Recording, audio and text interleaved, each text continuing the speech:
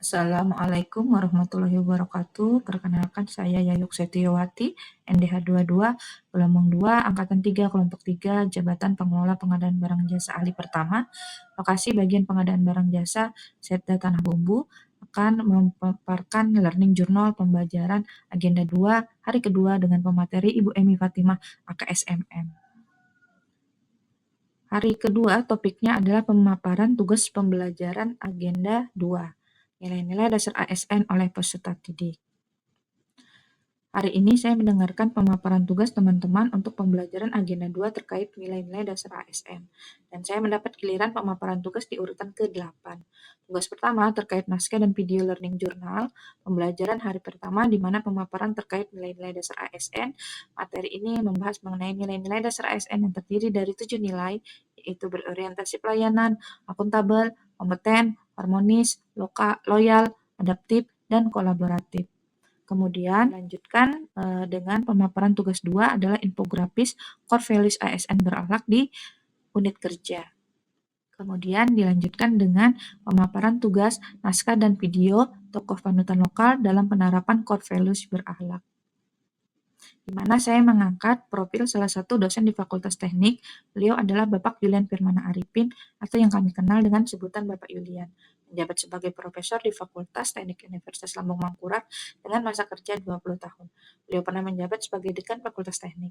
Beliau mendapatkan penghargaan sebagai dosen terproduktif untuk penulisan jurnal dan pengelola jurnal tahun 2022. Beliau menjadi guru besar di tahun 2023, penelitian dan publikasi jurnal selalu beliau lakukan. Total publikasi beliau mencapai 51 publikasi dalam dan luar negeri. Berorientasi pelayanan, akuntabel, kompeten, harmonis, adaptif, dan kolaboratif telah beliau lakukan.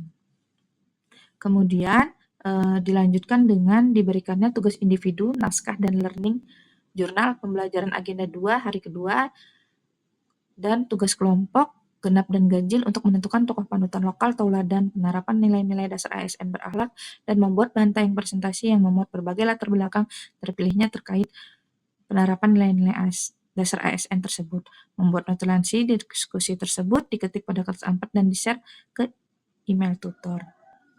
Proses pembelajaran pada sesi sinkronus, saya mengikuti pelajaran melalui Zoom Meeting. Peserta laser memaparkan hasil tugas yang sudah dibuat. Fasilitator menyampaikan materi dengan interaktif disertai diskusi dan tanya jawab.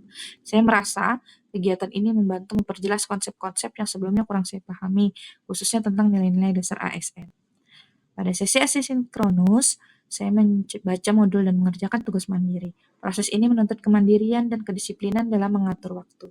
Saat membaca materi, saya menemukan poin penting mengenai pentingnya menanamkan pemahaman akan nilai-nilai dasar ASN agar memahami dan mampu menginternalisasi nilai-nilai dasar ASN dalam melaksanakan tugas pokok dan fungsi ASN di tempat kerja.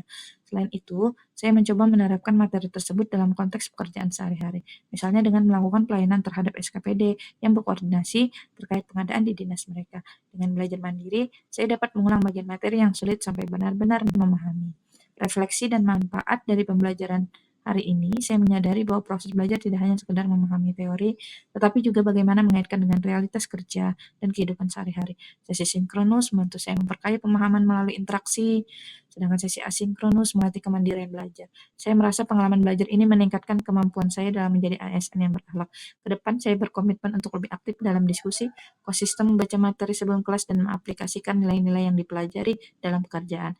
Sekian dan terima kasih.